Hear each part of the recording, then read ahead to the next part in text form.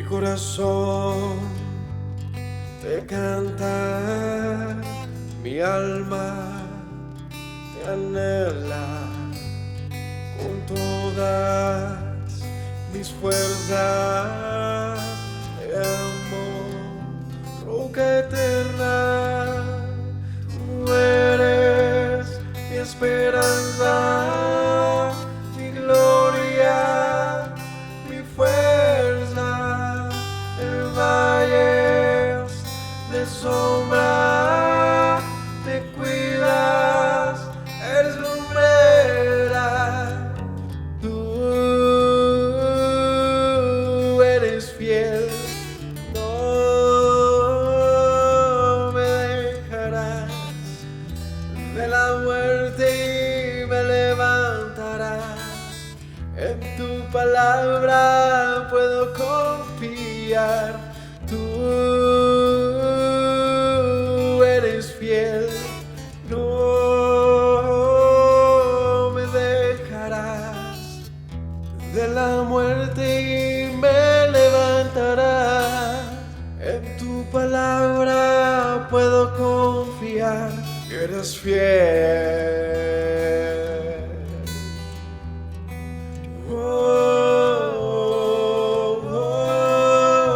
Mi corazón te canta, mi alma te anhela con todas mis fuerzas. Te amo, roca eterna, tú eres mi esperanza, mi gloria, mi fuerza. En valles de sombra te cuidas, eres lumbrera. Tú eres fiel, no me dejarás. De la muerte y me levantarás. En tu palabra puedo confiar. Tú eres fiel, no me dejarás. De la muerte y me levantarás. En tu palabra puedo confiar. Eres fiel, eres fiel. Tú eres fiel, no me dejarás. De la muerte y me levantarás. En tu palabra puedo confiar. Tú eres fiel, no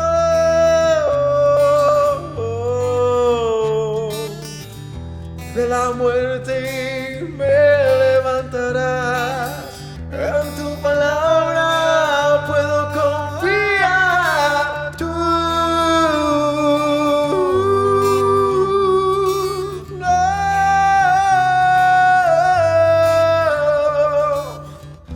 de la muerte y me levantarás. En tu palabra puedo confiar. Eres fiel, eres fiel. Tú eres fiel, no me dejarás. De la muerte y me levantarás. En tu palabra puedo confiar.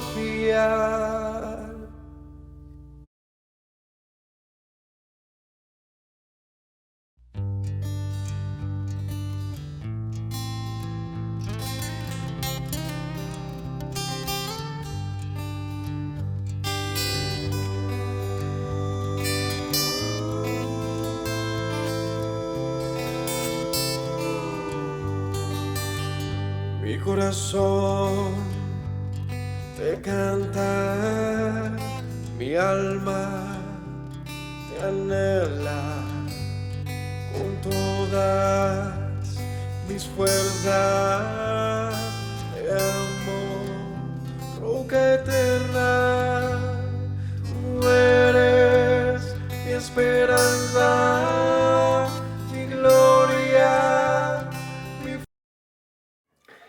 Shalom familia, que el Todopoderoso les continúe bendiciendo. Sean bienvenidos en la tarde de hoy al estudio de cierre de Shabbat, este estudio que llevamos a cabo continuando este verso a verso del libro de Bereshit. En esta ocasión, estudiando el capítulo 14 de Bereshit. En la mañana de hoy, en el video anterior, estuvimos viendo acerca de el momento en el que Lot y Abraham se separan. Ese momento en el que era necesario que cada uno siguiera su camino para que la promesa de bendición que el Señor iba a hacer a Abraham, pues la pudiera hacer solamente con él. Ya no estando Lot, sino solamente Abraham. Una promesa que implicaba el recibir una tierra como vimos en el capítulo 13, que le dice: mira, desde el norte, sur, oriente, occidente, y toda esa tierra que ves será tuya y de tus descendientes. Una promesa dada a nuestro padre Abraham de la tierra de Israel, de la tierra de Canaán. Así que ellos dos se separan y Lot, decíamos esta mañana en el estudio, se guió por lo que vio, ¿no? Por la tierra, dice, de la llanura del Jordán, una tierra parecía próspera, rica, bendecida, decía como el huerto de Dios, pero un lugar donde la maldad de los hombres era mucha, cerca a Sodoma y Gomorra. De hecho, dice la Escritura, donde aún el Señor no había hecho un juicio. Entonces, eso fue lo que vimos en la mañana. Entonces, si quieren ver más acerca de este estudio, pues los invitamos a ver el capítulo 13 de este verso a verso. Yo les decía esta mañana, hagamos una oración antes de continuar ya con el estudio y encomendemos este tiempo al Señor para que nos dé la sabiduría para poder llevar a cabo esta enseñanza. Padre bueno, te damos infinitas gracias en esta tarde. Bendecimos tu nombre, Dios, porque nuevamente nos das esta oportunidad de reunirnos en torno a tu palabra, de buscar tu rostro, de escudriñar, Señor, estos escritos que son vida para nosotros.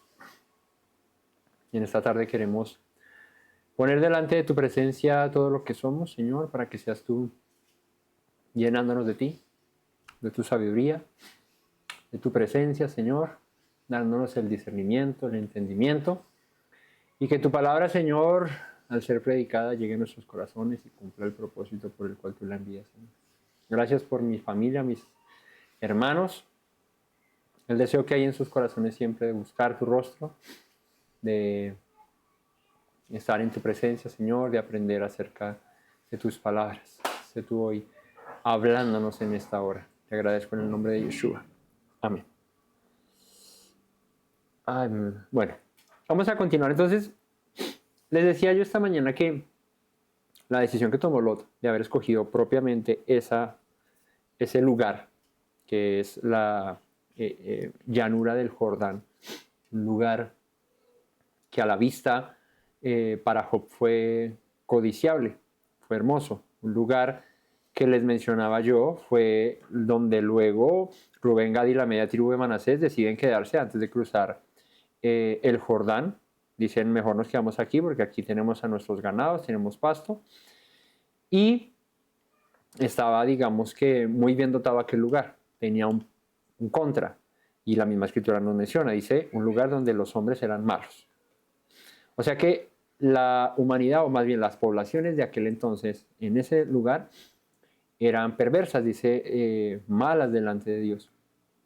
Entonces Lot miró lo aparente, miró lo presente, lo momentáneo, lo que le podía ofrecer aquella región, pero no se fijó, no miró las consecuencias que posteriormente a esto podría traer. Consecuencias que va a empezar a vivir desde este capítulo. En el capítulo 14, el título dice Abraham liberta a Lot. Ya hemos estudiado esa historia, si no la has estudiado, bueno, la vamos a estudiar ahora. Pero vamos a ver qué es lo que sucede y por qué Abraham tiene que ir a liberar a Lot. Aconteció, capítulo 14, verso 1. Aconteció en los días de Amrafel, rey de Sinar, Arioc, rey de Elazar, Kedarlaomer, rey de Elam, y Tidal, rey de Goim, que estos hicieron guerra contra Bera, rey de Sodoma, contra Birsa, rey de Gomorra, contra Sinab, rey de Adma, contra Semebe, rey de Seboín, y contra el rey de Bela, la cual es Zoar. Todos estos se juntaron en el valle de Sidim, que es el mar salado. Bueno, aquí es como un salto en la historia. Estamos hablando de Abraham, estamos hablando de Lot, de su familia, estamos hablando de la promesa que Dios le hace a Abraham y todo eso, y de repente nos menciona aquí un conflicto entre naciones, entre pueblos, que si se dieron cuenta, 4 pueblos, 4 naciones se levantan contra 5 naciones. Entonces, menciona 4 reyes que van a hacer guerra contra 5 reyes en un lugar llamado Valle de Sidim, que es el mar salado. Ya vamos a eso.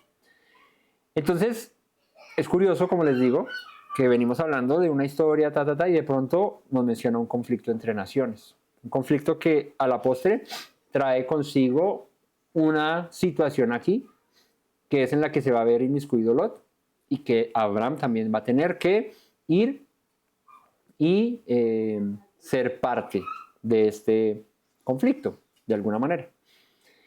Entonces vamos a despejar un poquito el asunto y a entender un poquito acerca de quiénes son estos personajes que aparecen, ¿no? Porque pues son 9 naciones, 9 pueblos, 9 reyes que se mencionan acá, de los cuales seguramente a alguno que otro relacionamos o del cual tenemos alguna pista, alguna idea, pero no de todo seguramente. Entonces vamos a ver quiénes eran estos. Aconteció que en los días de Amrafel, rey de Sinar, Arioc, rey de Elazar, Kedarlaomer, rey de Elam, y Tidal, rey de Goim. Vamos a empezar con los primeros 4. Primeros 4 reyes que se mencionan aquí, que son los que van a hacer guerra contra los otros 5. ¿Quiénes eran estos 4 reyes? Bueno, empecemos con Amrafel. Amrafel, rey de Sinar.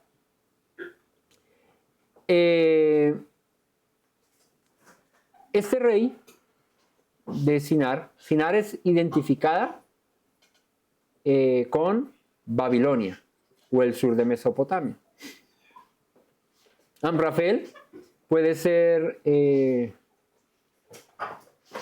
un título asociado a un rey de Babilonia y viendo un comentario talmúdico acerca de este pasaje, los eruditos judíos de este comentario mencionan que probablemente este Amrafel sea el mismo Nimrod. No hay, digamos, que ninguna conexión directa que podamos tener como de agarrarnos y decir, bueno, este era Nimrod, pero sí tiene una cercanía porque cuando vemos las ciudades que fundó Nimrod y el reino que empezó a tener Nimrod, se menciona Sinar. Nimrod fue rey de Sinar. Entonces, por eso lo relacionan. Vi otro comentario que tampoco tiene mucho, no es muy concluyente, no es muy directo, pero dice que este Amrafel podría ser el famoso rey Hammurabi de Babilonia. Pero pues también es otro comentario que no es muy concluyente con respecto a esto. Lo que sí es que este Amrafel gobernaba aquella región que es conocida como Babilonia. Ahí quedaba Sinar. Entonces ahí ya nos ubicamos un poquito en el mapa. En la actualidad, ¿dónde quedaría Sinar? En lo que es ahora Irak, por ahí, en la parte oriental de Irak. Entonces, ahí estaba Amrafel. Luego dice que estaba otro que se llama Arioc. Este dice era rey de Elazar. Elazar podría referirse a Larsa u otra ciudad de Mesopotamia que era cercana a Babilonia. Ese nombre Arioc significa león feroz. León feroz. ¿Y dónde es la región de Elazar? Pues Elazar hoy en día podría ser lo que es una parte ubicada en Turquía, ¿vale? Para que lo tengan ahí presente. Luego, Kedorlaomer, rey de Elam. Elam se encontraba al suroeste de lo que es actualmente Irán o al este de Babilonia. Su nombre, Kedorlaomer, significa siervo de Laomer. Laomer era un dios elamita.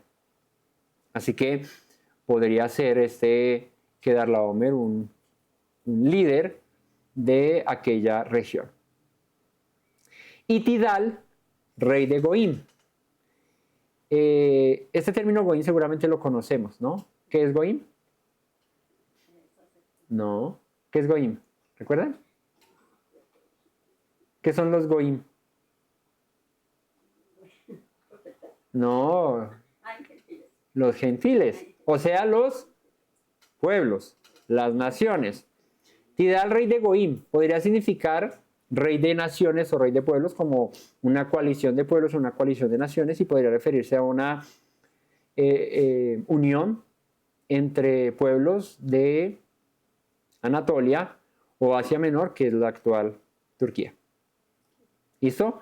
Entonces, estos 4 reyes que tenían en común eran 4 reyes de la región oriental, ¿sí? Al norte, sí, de Israel, una región dominada por Babilonia. Digamos que en principio aquí. Y esta región del oriente va a pelear contra otros 5 reyes. Vamos a ver dónde están ubicados esos otros 5 reyes y quiénes son. Verso 2 dice, estos hicieron guerra, o sea, los primeros, estos hicieron guerra contra Bera, rey de Sodoma, contra Birsa, rey de Gomorra, contra Sinab, rey de Adma, contra Semeber, rey de Seboín, y contra el rey de Bela, la cual es Zoar. Entonces 5 reyes en una región que, por el hecho de ver aquí a Sodoma y Gomorra, pues ya nos ubicamos que fue el lugar a donde se fue Lot, ¿cierto? La llanura del Jordán, o sea, en tierra cananea. Entonces Bera, rey de Sodoma, pues bueno, ya Sodoma sabemos que queda en el valle del Jordán, cerca al Mar Muerto. El nombre Bera significa malvado o en calamidad. Birsa, rey de Gomorra. Gomorra estaba pues ahí al lado de Sodoma. Y Birsa significa impío. Sinab, rey de Adma. Adma también estaba en el valle del Jordán, ahí cerca al Mar Muerto. Y su nombre podría significar padre de cambio. O aquí en la traducción del Strong dice volver.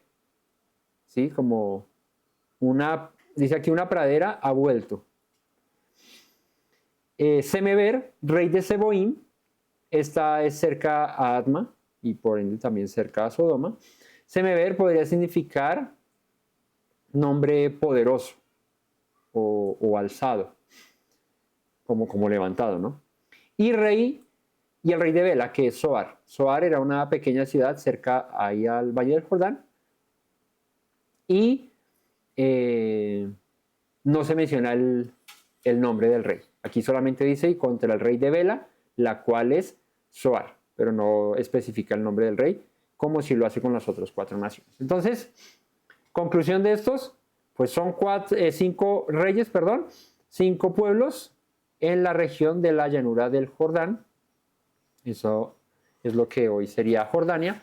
En esa región habitaban estos 5 reyes que, viendo el nombre de varios, concuerdan en algo, y era su maldad, ¿no? El nombre de esos reyes alude a gente impía, gente perversa, gente mala.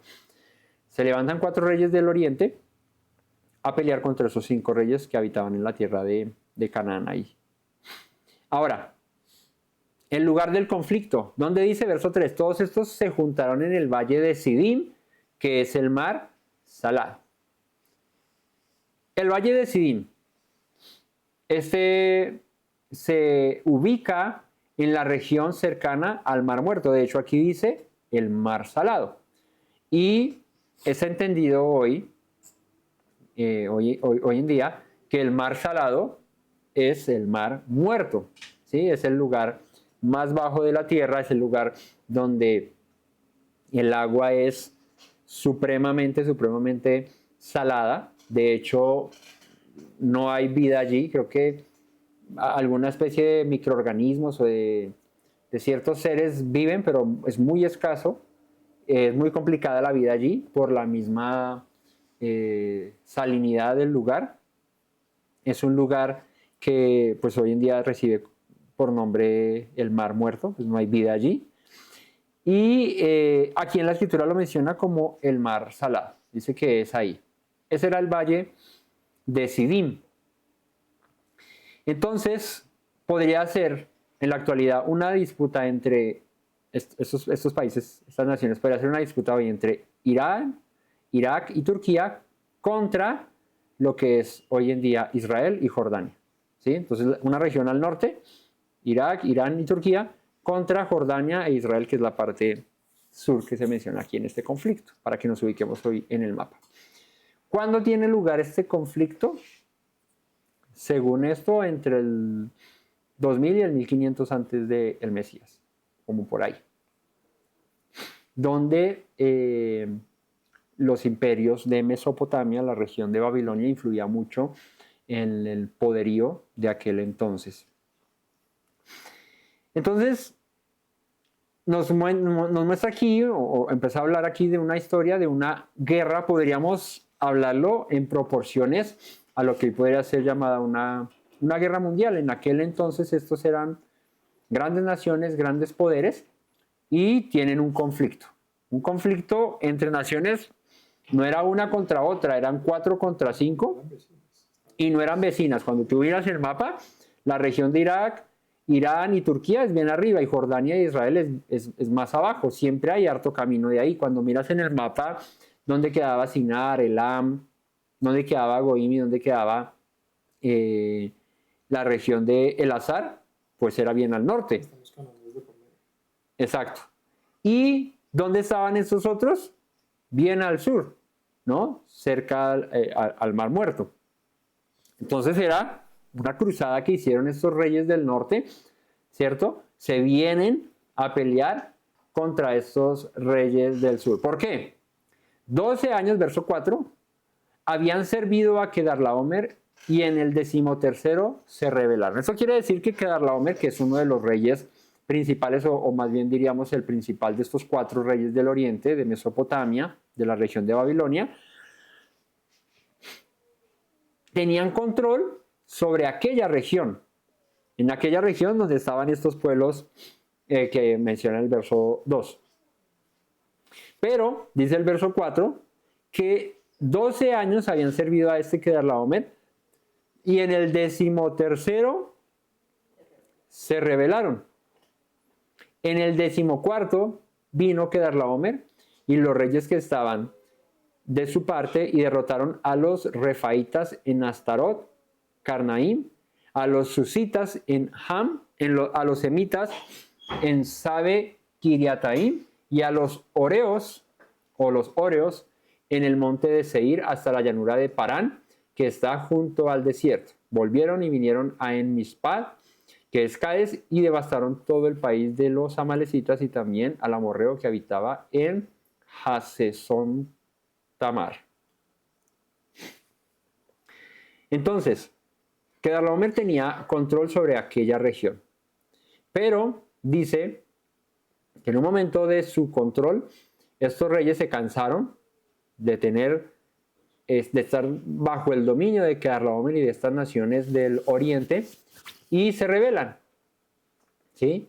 Entonces, durante 12 años habían servido, dice acá que en el 13º se rebelan y en el 14º dice la escritura aquí, vino Kedorlaomer y va a ajustar cuentas. ¿Cómo así que se me van a rebelar si yo los tengo a ustedes aquí dominados?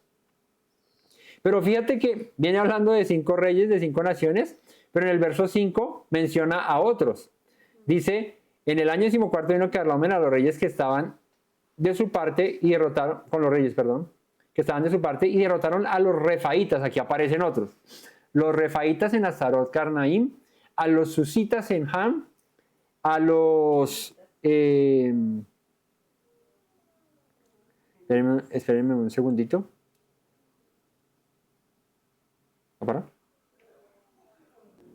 Entonces, ¿quiénes son estos otros reyes que se mencionan acá? Otros pueblos, otras naciones que te mencionan, de los cuales viene primero Kedorlaomer y los derrota. Arranca con los refaitas. Refaim. Ubicación, dice Astarot Carmaim. Probablemente, ¿dónde es esto? Al este del Jordán, en lo que es la actual Golán y Basán. Ahí. ¿Quiénes eran los refaitas? Según la escritura, según Deuteronomio 3:11 y Josué 12:4, era una nación, un pueblo de gigantes.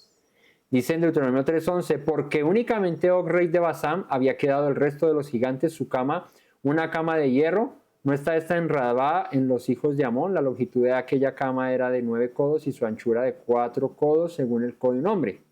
Y en Josué 12:4 dice, y el territorio de Og, rey de Basán, ese que se menciona en Deuteronomio, dice que había quedado de los refaitas, el cual habitaba en Astarot y en Edrei. Ahí está. O sea que estos refaitas eran gigantes, de los cuales menciona la escritura. Los susitas. ¿Dónde están los susitas? La ubicación, dice aquí, era Ham. Probablemente la región de Jordania. En lo que actualmente, en lo que en la antigüedad pudo ser cerca a Amón, al este del Jordán. ¿Y quiénes eran? Se mencionan únicamente aquí en la escritura y también posiblemente fue un grupo un pueblo de gigantes. Emitas. Ubicación, dice Sabe Kiriar Taim. Probablemente esto es en Moab, al este del Mar Muerto, en la Jordania moderna. ¿Quiénes eran? Otro pueblo descrito como gigantes en Deuteronomio 2:10 al 11, donde dice, los semitas habitaron en ella antes, pueblo grande y numeroso, alto como los hijos de Anac. Entonces ya hasta aquí van 3 pueblos, 3 naciones, todos estos gigantes. Su nombre, Emin, significa terribles. Luego vienen los óreos, ¿de donde vienen las galletas? No, esos eran otros. Los óreos ubicados en el monte de Seir, territorio de edomitas al sur de Canaán, en la actual Jordania, o el sur de Israel. ¿Quiénes eran estos? Los óreos eran habitantes originales de Seir, antes que fueran desplazados por los edomitas, que eran los descendientes de Saúl. ¿Dónde está eso? Deuteronomio 2:12 dice, y en Seir habitaban antes los óreos, a los cuales echaron los hijos de Saúl, y los arrojaron de su presencia y habitaron en lugar de ellos, como hizo Israel en la tierra que el Señor le dio. Entonces, los óreos, un pueblo que había habitado antes allí, antes de que vinieran los descendientes de Esaú, que son los hijos también de Isaac, ¿no? Hermano de Jacob, y los desplazarán de allí. Otro pueblo que aparece aquí, el quinto, son los amalecitas. Este es más conocido, ¿no? Porque los amalecitas fueron los eternos rivales del pueblo de Israel. Si tenía un archienemigo de Israel, fue Amalek. ¿Dónde quedaba esta región? El país de los amalecitas, posiblemente al norte de la península del Sinaí, en el Negev. ¿Quiénes eran los amalecitas? ¿Saben quiénes eran los amalecitas? ¿De dónde venían los amalecitas? De Amalek. Sí, de Amalek. ¿De quién es hijo Amalek? ¿Saben? Más cerca de lo que piensan. Amalek es hijo de Esaú. Dice Génesis 36:12. Y Timna fue concubina de Elifaz, hijo de Esaú, y ella le dio a luz a Amalek. Estos son los hijos de Ada, mujer de Esaú. O sea que Amalek es descendiente de Esaú, el que fue enemigo de Israel, Amalek, los amalecitas, descendientes de su hermano. Y el último pueblo que se menciona son los amorreos, o los emori, ubicados en Asesot Tamar, probablemente cerca a Engadi, junto al Mar Muerto. ¿Quiénes eran? Los amorreos eran un pueblo cananeo prominente, conocido por habitar la región montañosa. Eso está en Números 13:29, y su nombre se usaba a veces como sinónimo de todos los cananeos. Cuando se referían a los cananeos, también les decían amorreos. Común denominador de todos estos: gigantes, cananeos, pueblos que, al igual que los otros 4 que se mencionan al principio, a los otros 5, perdón, delante del Señor resultaron pueblos perversos, pueblos malos, y que le hicieron frente a Israel.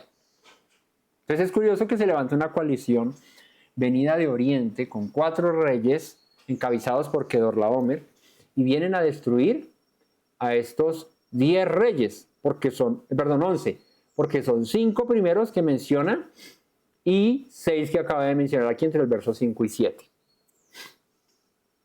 Entonces, eso denota el poderío que tenía Kedorlaomer y esa coalición de naciones y de pueblos en lo que era Mesopotamia. Tanto así que vienen a pelear contra todos esos que estaban en el sur de la región. ¿Qué tiene que ver todo esto con la historia? Pues si se menciona, tiene una trascendencia de lo que va a acontecer ahora. Salieron el rey de Sodoma, el rey de Gomorra, rey de Adma, rey de Seboín y rey de Bela, que es Zoar, o sea, estos 5 reyes que se mencionan en el verso 2 del capítulo, y ordenaron contra ellos batalla en el valle de Sidim, o sea, cerca y al Mar Muerto, en la región de la llanura del Jordán. Ahí, en esa época, según lo pinta Lot, hablábamos ahora antes, tras cámaras, que como se menciona aquí en la escritura, era una región próspera, una región, ¿cómo se dice? Fértil, iba a decir fecunda. Una región fértil, una región deseable. Hoy en día, ¿qué pasa con esa región? Una región muerta, una región árida, una región desértica, una región que no tiene más que el mar muerto allí con esa mano de sal que no permite que viva nada por ahí.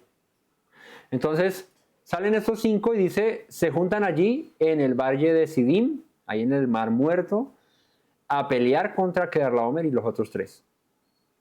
Y el valle de Sidim estaba lleno de pozos de asfalto, y cuando huyeron el rey de Sodoma y el rey de Gomorra, algunos cayeron ahí y los demás huyeron al monte. Entonces salen estos reyes, estos 5, dicen, nos rebelamos contra Kedorlaomer, y viene Kedorlaomer y dice, ¿cómo así que se están rebelando ustedes? Y salen estos 5 a pelear contra Kedorlaomer y los otros 3. ¿Y qué pasa? Les tocó como el perro arrepentido con el rabo entre las patas, les tocó salir corriendo porque Kedorlaomer los iba a acabar a todos. Dice que cuando salieron corriendo, estaban en un lugar lleno, dice, de pozos de asfalto, en los cuales muchos cayeron ahí y quedaron atascados. Me pareció curioso este tema de los pozos de asfalto, ¿no? ¿Qué es el asfalto en este contexto? Y por qué es importante ahí. La palabra hebrea aquí para asfalto es gemar, que también puede traducirse como betún o como brea. En la antigüedad era un material viscoso, negro, derivado naturalmente de fuentes subterráneas, pozos, ¿no? En el área del Medio Oriente, ahí ustedes saben para dónde va el agua al molino, específicamente alrededor del Mar Muerto, se encontraban grandes depósitos de este material que salían a la superficie en forma de pozos o fosas. ¿Les suena algo similar en la actualidad y en esa región más? ¿Para qué se usaba en la antigüedad el asfalto? Impermeabilización, hoy también. Se usaba para cubrir barcos, cestas, en la construcción, como mortero, para unir ladrillos. Y también se usaba como combustible o fuente de energía, como para encender antorchas y esto. Así que ahí ya nos suena más a qué podrían ser estos pozos de asfalto. Lo más probable es que esto fuese petróleo, ¿sí? Que es un material con estas características. Que vio seguramente que Dahomey y todo esto, pues esa materia prima, ese recurso natural que podía seguramente explotar y tenía control sobre él. Estos se rebelan y dicen: no queremos más que nos controlen, que nos dominen, estar bajo nadie, nosotros queremos mandarnos solos, y viene este y los derrota. Ellos salen huyendo y en esos pozos caen. Hoy en día el petróleo pues no se encuentra como tan en la superficie, hay que cavar, pero aquí sí que habían unos pozos donde esos cayeron en ellos y huyendo, cuando estaban huyendo, quedaron ahí atrapados. Entonces, según este escrito, cerca del Mar Muerto, cerca de esa región, habían pozos de lo que hoy podríamos llamar petróleo, ¿sí? Un material un recurso, un mineral, ¿cierto? ¿El petróleo es un mineral? ¿No? ¿Qué es el petróleo? Un cociánfiro. El petróleo, un recurso que en la antigüedad se usaba con estos fines, que hoy en día es muy valioso y que se usa con muchísimos más fines. De ahí del petróleo sacan el combustible, sacan los aceites, sacan las llantas, sacan muchas cosas para el tema de la industria, ¿no? Diferentes tipos de industria sacan de ahí. O sea que es una materia prima muy valiosa, que en aquel entonces también lo era, en sus proporciones, por el conocimiento que se tenía hasta aquel entonces. Hoy en día se le da seguramente muchos más usos que los que se le podía dar antes. Pero lo que sí estamos claros aquí es que aquel lugar era rico en eso. Entonces, dice, estos salieron huyendo y viene Kedorlaomer los persigue. Y dice, verso 11, y tomaron toda la riqueza de Sodoma y de Gomorra, todas sus provisiones, y se fueron. O sea, vino Kedorlaomer y los saqueó. Y ahí es donde resuena nuevamente la decisión que tomó Lot. ¿Por qué? Porque Lot se vio inmiscuido en medio de este conflicto por haberse ido para donde no debía irse, haber escogido lo que su corazón, sus ojos le guiaron, su codicia, todo, y lo llevó a ¿qué? A verse envuelto en una guerra mundial de varias naciones peleando por sus propios intereses, y Lot en medio, rico y todo, me lo llevo, dijo Kedorlaomer. Pues tomaron a Lot, hijo del hermano de Abraham, que moraba en Sodoma, y sus bienes, y se fueron. O sea, también le quitaron todo. O sea que no le sirvió de mucho haberse separado de Abraham y haber tomado aquella región, porque vinieron estos reyes y se lo secuestraron, digámoslo de alguna manera, se lo llevaron y tomaron todas sus posesiones. Vino uno de los que escaparon y lo anunció a Abraham, el hebreo. Aquí es curioso que ya haga una alusión directa a Abraham como un hebreo, ¿no? Hebreo ya sabemos que vienen de Eber, ¿no? Y que es un ancestro de Abraham, y que significa ¿qué? El que cruza, cruzar, ¿no? ¿Por qué? Pues porque cuando vemos el mapa, el Éufrates, arriba al norte de Israel, que cruza toda esa tierra, pues Abraham salió de allí y cruzó al otro lado, ¿no? De ahí viene este término hebreo de Eber, de cruzar, descendiente de Sem, de los hijos de Noé. Entonces vino y escapó escapa, le llega a Abraham y dice que Abraham habitaba, como vimos en el capítulo 13, en el encinar de Mamre, el amorreo, hermano de Escol y hermano de Aner, los cuales eran aliados de Abraham. Entonces fíjate que Abraham se fue a otra región, la región de los cananeos, de la cual el Señor le dijo, esa tierra va a ser tuya, recórrela de norte a sur, de oriente a occidente, recórrela toda.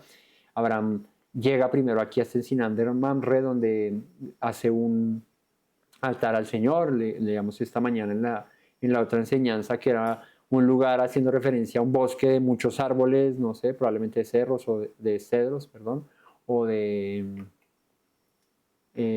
árboles, un lugar bueno donde habitó Abraham, donde posteriormente se le va a presentar el Eterno con los otros dos mensajeros antes de la destrucción de Sodoma, donde le va a hacer la promesa de su hijo. Él estaba sentado a la calor de la tarde en el encinar de Mamre. En esta época, Abraham era aliado de un amorreo, un pueblo que luego el Señor manda a destruir por los descendientes de Abraham. Aquí era aliado del amorreo que era hermano de Escol y hermano de Aner, los cuales eran aliados de Abraham. Y dice, y oyó Abraham que su pariente estaba prisionero y armó a sus criados, los nacidos en su casa, 318, y los siguió hasta Dan. Cayó sobre ellos de noche él y sus siervos, y les atacó, y les fue siguiendo hasta Oba, al norte de Damasco, y recobró todos los bienes y también a Lot su pariente, y sus bienes, y a las mujeres, y demás gente. Y fíjate, si venimos hablando de una guerra de condiciones mundiales para la época, 4 naciones contra 5 naciones, aparece Abraham para rescatar a su sobrino de la prisión, del secuestro que le hace Kedorlaomer, con 318 hombres, ¿no? Esto, cuando lo estaba estudiando, pues me puse a pensar y dije, bueno, busquemos referencias porque a uno le trae a memoria cuando hay una derrota o una conquista o una guerra de pocos contra tantos y salen bien librados, a muchos pasajes de la Escritura donde en muchas ocasiones sucedió esto. Entonces puse a buscar, hoy en día es muy fácil, le dije a un buen amigo, Yepete, ¿sí? El Yepeto, le dije, dame las citas donde hubiese habido una derrota de unos pocos contra muchos, o más bien una victoria de unos pocos contra muchos, y dame las citas de la Escritura, porque se me dio una memoria a Gedeón con sus 300. Pero no solo Gedeón derrotó a muchos con solamente 300, derrotó a 32,000 con solamente 300 hombres, sino que hubo otras más. ¿Cuáles son estas? Para que las tengamos presentes y le demos un poquito más de magnitud a lo que hizo Abraham y lo que esto representa en la bendición que recibió Abraham de parte del Señor. El primero es Gedeón contra los madianitas. Eso está en Jueces 7, 1 al 25. ¿Qué pasó con Gedeón contra los madianitas? Pues Dios le dice a Gedeón que vaya y pelee contra Madián. Y Gedeón arranca con... yo les dije que peleó contra 32,000. No. Arranca con 32,000 soldados Gedeón.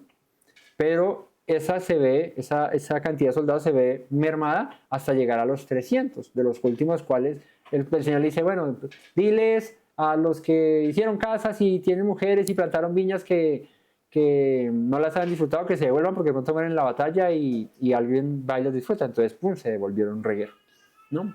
Al final de esa purga, lo último era, bueno, los que tomen agua ya en el pozo, en el riachuelo en el pozo, en el estanque como perros, estos son los que te vas a llevar a la guerra. Y al final solamente fueron 300. Se levantan estos 300 y quieren leer eso, ahí tenemos también el estudio de Jueces verso a verso, Jueces 7. Van y pelean. ¿Contra quiénes? Contra un ejército madianita que eran como langostas en multitud, dice, y los madianitas, los amalecitas y los hijos de Oriente estaban regados en el valle como langostas en multitud, y sus camellos eran innumerables como la arena que está a la ribera del mar en multitud. Entonces fíjate que en proporciones a lo que hizo Abraham, es similar a lo que hizo Gedeón. Con solamente 300 contra una multitud innumerable. Pues ¿cuánto ejército tendría que dar la Homer con los otros 3, estos reyes poderosos, para haber derrotado a 10 naciones, estos 4 nomás? Pues tenían mucho ejército, mucho poderío. Naciones donde habían gigantes, mencionamos ahorita, ¿no? De naciones de donde era Og, que era un hombre gigante con su cama de 4 codos de ancho por 12 de largo. Eso de manera inmenso, ¿no? Yo soy grande, pero duermo en una de 2 por 1,20, ¿sí? Por 1,40, pero este sí dormía en una cama gigante de hierro macizo. Y contra esas naciones vino Kedorlaomer y las acabó a todas, las destruyó. O peleó contra ellas y les ganó. Bueno, pues Abraham se levanta a rescatar a su sobrino con solamente 318 contra ese ejército. Y leímos, va y lo rescata. Va hasta Damasco, que ahorita les menciono, pero es que Abraham moraba en la región de Mamre, en Hebrón, al sur, y tuvo que ir hasta Damasco, hasta Siria. Tuvo que subir un reguero de camino para alcanzarlos. Él dice que los alcanza en Dan, al norte de Israel, pero ahí mermó a unos, pero tuvo que seguir ¿hasta dónde? Hasta Damasco. Dice hasta Oba, al norte de Damasco. Entonces, siempre fue una travesía bien larga la que tuvo que hacer Abraham con 318 hombres. Eran sus criados nacidos en su casa. Los dotó. También eso habla del poder económico que tenía Abraham, porque mantener a 318 hombres de su propio bolsillo, de su propia mano, era porque el hombre tenía la manera, ¿no?, de hacerlo. Y libró la batalla con 318 como Gedeón lo hizo con 300 nomás. Y hay un verso clave en el pasaje de Gedeón, y es este, Jueces 7:2. No por tu fuerza, sino para que Israel no se gloríe contra mí, diciendo, mi mano me ha salvado. Porque Dios mermó al ejército de Gedeón para que la gloria no fuera de Israel. Ah, no, nosotros fuimos los que vencimos a los madianitas. No, fui yo, dice el Señor. Por eso fue con 300 nomás. ¿Quién cree que con 300 vas a destruir un ejército donde sus camellos y sus caballos y todo eran como la arena del mar en multitud? Pues imposible. Pues Dios lo hizo con 300 hombres, un Gedeón. Otra aún más apoteósica, otra aún más monstruosa, más épica, si se quiere, fue una pelea que se menciona en 1 Samuel 14, 1, 23, de Jonatán con su paje de armas. ¿Recuerdan a Jonatán con su paje de armas contra una guarnición de filisteos? Él solito contra una guarnición de filisteos. Dice 1 Samuel 14, 1, 23 que este Jonatán, que era el hijo de Saúl, su escudero, derrotan a un destacamento de filisteos con la ayuda del Señor. Y el verso clave que es interesante aquí es el de, los invito no a leer todas las cosas porque nos quedamos leyendo cada historia, pero en 1 Samuel 14, 1 al 23 ahí está esa historia, pero hay un verso muy bonito que es el verso 6 de 1 Samuel 14, que dice, porque nada impide a Yahweh salvar con muchos o con pocos. O sea, Jonatán dijo, pues yo me meto ahí en ese asunto, ¿qué le va a impedir a Dios? ¿Coger a muchos y derrotarlos? ¿O con nosotros dos nomás le va a quedar grande a nuestro Dios? No. Y se metió a una guarnición, eso es a una base. Haz de cuenta, hoy llegar a una base militar 2 personas, ¿sí? Y derrotar a todos los que están ahí metidos. Eso pasa en Rambo. Eso pasa en Rambo y en los Avengers, ¿no? Cuando se mete el Capitán América y acaba con todos los malos. O con Iron Man cuando va por allá a los países árabes y acaba con todos esos de una sola. Pero en la vida real, bueno, Jonatán lo hizo con su paje de armas, con su escudero, y derrotó a todos estos filisteos. Es una historia asombrosa, porque dice Jonatán, nada impide a Yahweh salvar, con muchos o con pocos. Otra guerra imposible de ganar, pero que fue ganada, otra pelea, esta es conocida, David y Goliat, ¿no? No fueron 300 ni fueron muchos, fue 1 contra 1, pero era un joven, pequeño, pastor de ovejas contra un gigante guerrero filisteo, ¿no? 1 Samuel Eso está en el capítulo 17, verso 1 al 51. Joven pastor llamado David, armado con una honda, ¿cierto? Una cosa para lanzar piedras, y peleando contra un gigante poderoso, ¿no? El mejor, de hecho, era el campeón de los filisteos y sale al frente de batalla y dice, bueno, ¿a quién se enfrenta contra nuestro campeón? Y todos los hebreos israelitas atemorizados, y sale David y dice, no es con espada ni con ejército, sino con el Espíritu del Señor. Nadie hará frente, y mucho menos, dice, ahí sale la frase célebre, este filisteo incircunciso, y sale David a pelear contra el filisteo incircunciso y lo derrota. ¿Por qué? Porque como dijo Jonatán, su amigo, nada se le hace al Señor, nada le impide a Yahweh salvar con muchos o con pocos. Aquí hay uno con corazón dispuesto, Jonatán, uno con corazón dispuesto, Gedeón, con sus 300, David, uno con corazón dispuesto, y peleó la batalla contra el gigante y lo derrotó. Otra pelea que no fue de armas de guerra, pero sí fue una derrota fantástica, la de Elías con los profetas de Baal. 450 profetas contra un profeta. Esta fue una guerra no de meternos espadazos, sino fue una guerra de profetas. Una guerra de los que seguían a Baal y decían que Baal era el Dios y no sé qué, y le envían ofrenda y culto, y vino Elías y dijo, pues eso está, para que lo tengan presente, eso está en Primera de Reyes 18, 20 al 40, ahí también tenemos estudio de esto. Dice Elías, bueno, pues si Baal es Dios, pues sírvanle, no vacilen más, y si Yahweh es Dios, pues sírvanle. Y ahí es donde Elías hace una olímpica, y es que los pone a ellos y les dice, bueno, háganle a ver si cae fuego del cielo. Como quieran ustedes, háganle, yo aquí los espero. Y eso se rasgaban las vestiduras, se cortaban, se pegaban, gritaban, no sé qué, y Elías se les burlaba y les decía, ¿será que es que está dormido? ¿No los escucha? Grítenle más fuerte a ver qué pasa. Cuando le tocó el turno a Elías, este se levanta y les dice, traigan leña, y a esa leña en el altar échenle 32 litros de agua. Y cogieron ahí las canicadas de agua y le echaron. Y simplemente oró. Digo simplemente en relación a lo que hicieron los profetas de Baal, ¿no? Pues porque la oración de Elías fue una oración con fe poderosísima, y cayó fuego del cielo. Una derrota evidente. Tanto así que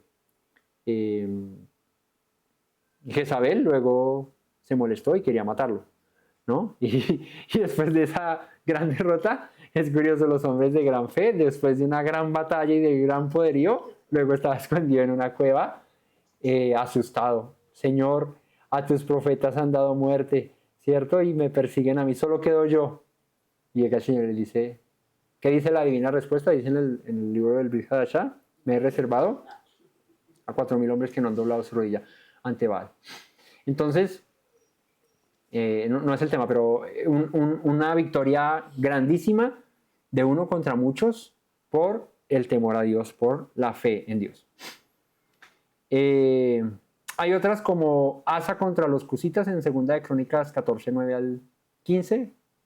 Asa era rey de Judá, con un ejército de 580,000 hombres, derrotó a los cusitas, que era un ejército mucho mayor, clamando al Señor en oración. Y el verso clave, yo no les dije el verso clave de Elías. El verso clave está en el 18:37. Respóndeme, Yahweh, respóndeme, para que conozca este pueblo que tú, oh Yahweh, eres Dios, y que tú vuelves a ti el corazón de ellos. El propósito aquí de Elías no era, y acábalo, Señor. Fíjate que la oración de Elías fue, respóndeme para que conozca este pueblo que tú eres Yahweh, el Dios, y que tú vuelves a ti el corazón de ellos. O sea, también dentro de la oración de Elías hubo misericordia de Señor, y que cuando ellos vean esto, el corazón de tu pueblo que está desviado se vuelva a ti. Tú haces esto para manifestar tu gloria y que tu pueblo te reconozca. Bueno, en el capítulo que les menciono de Asa, rey de Judá, peleó con una cantidad mucho menor a la que le tocaba, o a sus enemigos. Esto está en 2 de Crónicas. Y hay un verso aquí bonito en 2 de Crónicas 14, 11, donde dice, oh Yahweh, para ti no hay diferencia alguna en dar ayuda al poderoso o al que no tiene fuerza. Ayúdanos, oh Yahweh, Dios nuestro. Fíjate, bonita la palabra, similar a la que tuvo Jonatán. Una palabra de fe, creyendo, Señor, tú puedes con lo que sea, porque tú puedes hacer que el débil sea fortalecido en ti.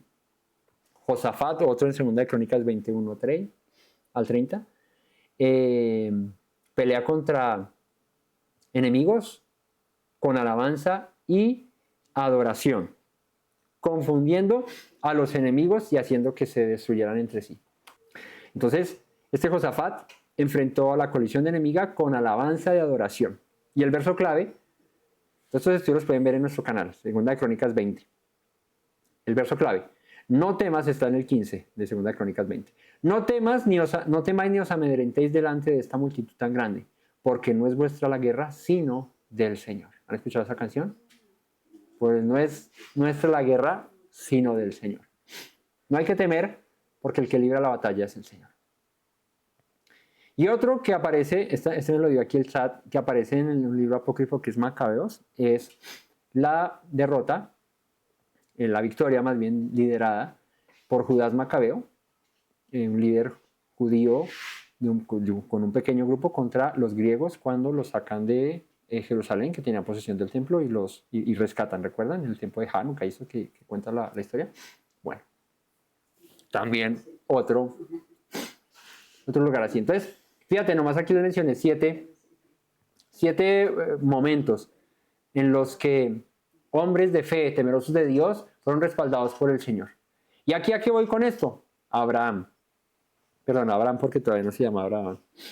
Abraham con 318 hombres se levanta contra una coalición de reyes de Mesopotamia y pelea contra ellos, los derrota y saca de ahí a Lot. O sea, es como una incursión, digámoslo hoy en día, serían los Navy SEALs, así, los americanos estos que son así bien, o los del Mossad de Israel, los mejores 318 hombres de la época, una incursión contra un gran ejército, les ganaron y los vencieron y sacaron de allí a Lot, sus pertenencias, su familia, las mujeres, todo, y los trajeron de vuelta al lugar de donde se los habían llevado. ¿Cómo? Cayó de noche sobre ellos con sus siervos y los atacó y les fue siguiendo hasta Oba, al norte de Damasco, recobró todos los bienes, también a Lot, su pariente y sus bienes, y las mujeres y demás gente. Muy teso. Abraham, por la fe que tenía en el Señor. Eso no muestra más que el respaldo del Eterno para el llamamiento que le hizo a Abraham. Y una vez más, como les dije esta mañana, el corazón que tenía Abraham. Porque bien, otro hubiera dicho, más bien se lo tiene el Lot por desagradecido, que cogió ese lugar, pues mire, todo para que llegue. Pero Abraham tiene un corazón bueno para con su sobrino. Lo dejó escoger. Ahora que estaba en problemas, lo ayudó, lo rescató y todas las pertenencias que había perdido su sobrino se las devolvió porque se las quitó a Kedorlaomer. Entonces, es bien interesante ver a Abraham con tan pocos hombres metido en un conflicto mundial, guerra de naciones grandísima, y saliendo victorioso allí. Y aquí hay un pasaje que es del verso 17 al 24, donde se termina este capítulo, que voy a leer y no voy a profundizar mucho en eso porque hay un estudio específico para esto y ya nos tomaría mucho tiempo para hablar de eso, ya lo hemos tocado, y es el tema de Melquisedec. Porque luego de esta pelea de estas naciones y de Abraham meterse allí y rescatar a Lot, dice que él volvía a derrotar a Kedorlaomer y a los otros 3 reyes que estaban con él, y salió el rey de Sodoma a recibirlo al valle de Sabe, que es el valle del rey. Según el texto, dice que el rey de Sodoma era, ¿cómo se llamaba el rey de Sodoma? El rey de Sodoma se llamaba Vera, ¿cierto? O sea, según la misma escritura dice que el rey de Sodoma, en este orden de ideas, sería Vera, salió a recibirlo al valle de Sabe, que es el valle del rey. Y luego dice en el 28, entonces Melquisedec, rey de Salem, sacerdote del Dios Altísimo, sacó pan y vino y le bendijo diciendo, bendito sea Abraham, del Dios Altísimo, creador del cielo y de la tierra, y bendito sea el Dios Altísimo que entregó tus enemigos en tu mano y le dio a Abraham los diezmos de todo. Y les digo que no me detengo mucho aquí porque tenemos un estudio que les cito aquí, en la parashá Yeshua, un tesoro entre versos, hablamos aquí de esa relación entre Melquisedec y la persona de Yeshua, ¿no? Es como una comparativa que hicimos, es la parashá, para que la busquen, la parashá Lech Lecha, en la parashá Vete por ti, que está en nuestro canal de YouTube, que es la de Génesis 12:1 al 17:27, donde hacemos ese paralelismo entre Melquisedec y Yeshua.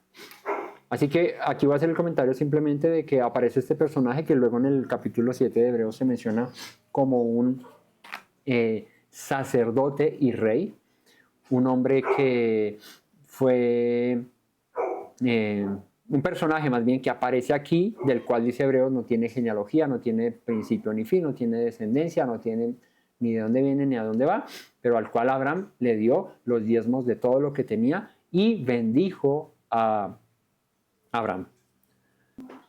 Y este Melquisedec del que se menciona en Hebreos, les recomiendo que vean esa parashá Lech Lecha, que citamos al libro de Hebreos y hacemos varias referencias, no concluyentes, pero sí muy dicientes, más bien, acerca de esa relación que pueden tener o esa comunión que puede tener Yeshua con Melquisedec, sacerdote para siempre, del cual a Yeshua se le dice que él es sacerdote según el orden de Melquisedec, y es este personaje, rey de Salem. Salem puede ser el título o el nombre de lo que en la antigüedad, o más bien, el nombre antiguo de lo que posteriormente sería Jerusalén, ¿no?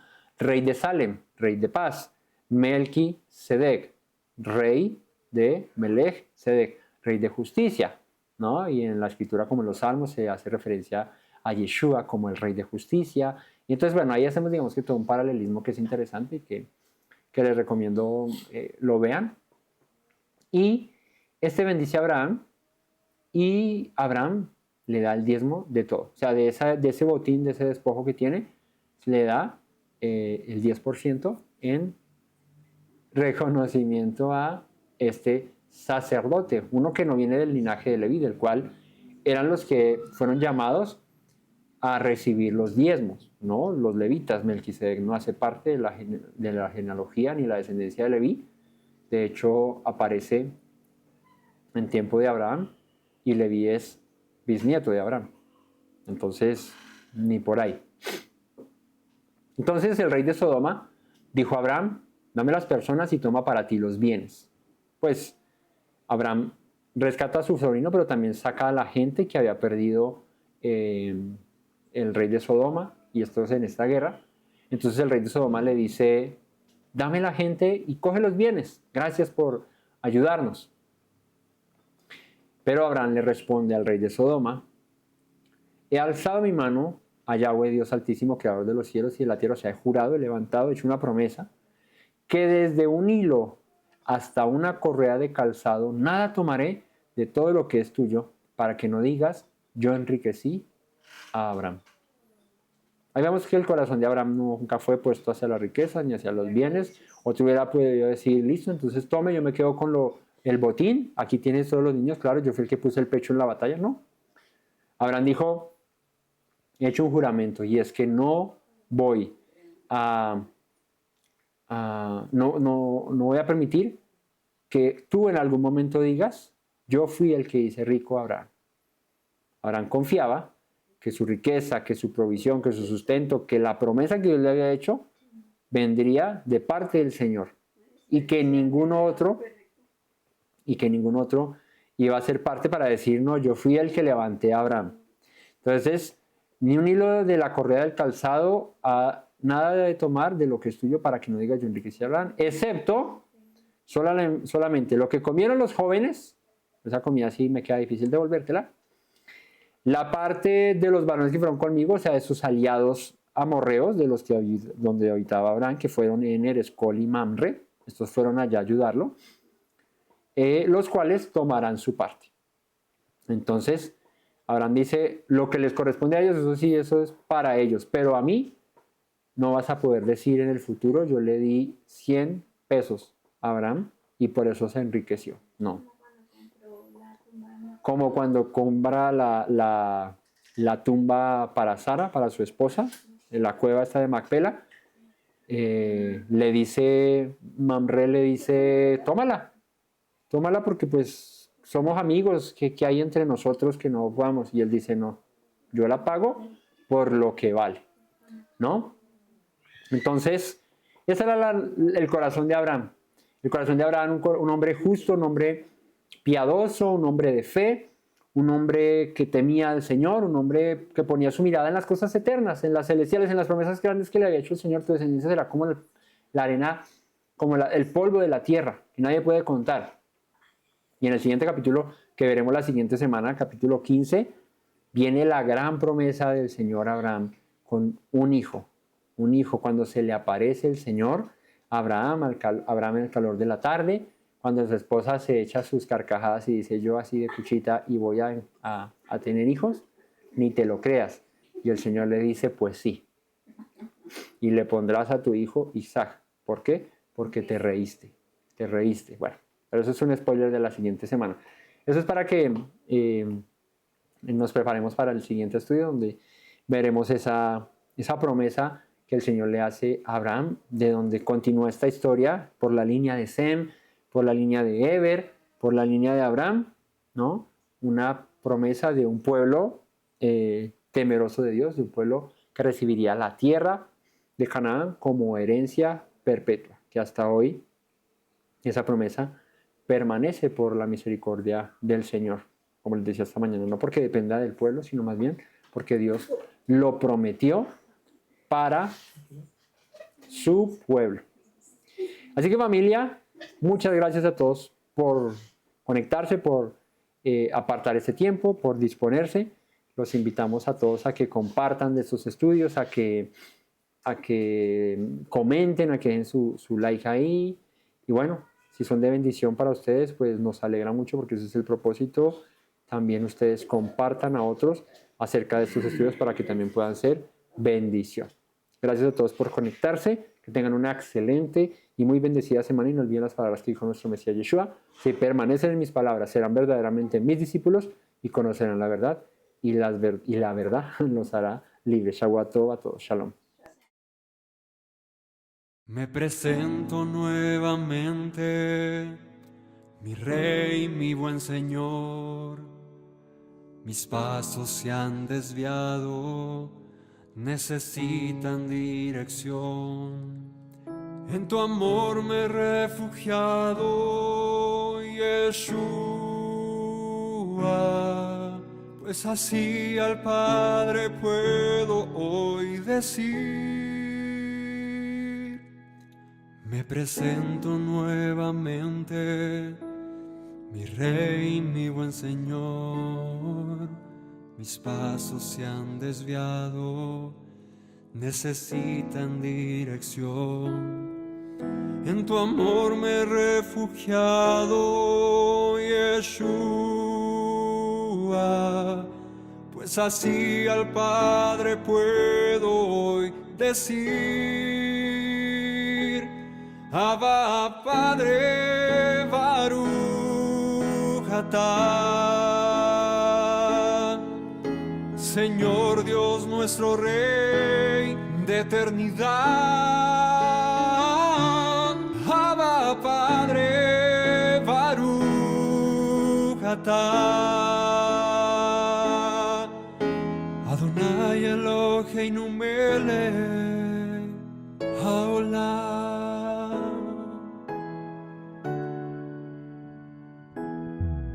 Me presento nuevamente, mi Rey, mi buen Señor.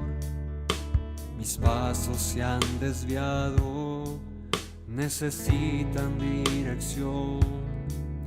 En tu amor me he refugiado, Yeshua, pues así al Padre puedo hoy decir. Me presento nuevamente, mi Rey, mi buen Señor. Mis pasos se han desviado, necesitan dirección. En tu amor me he refugiado, refugiado, Yeshua, pues así al Padre puedo hoy decir: Abba, Padre, Baruch atah. Señor Dios nuestro Rey de eternidad, Abba, Padre, Baruch atah.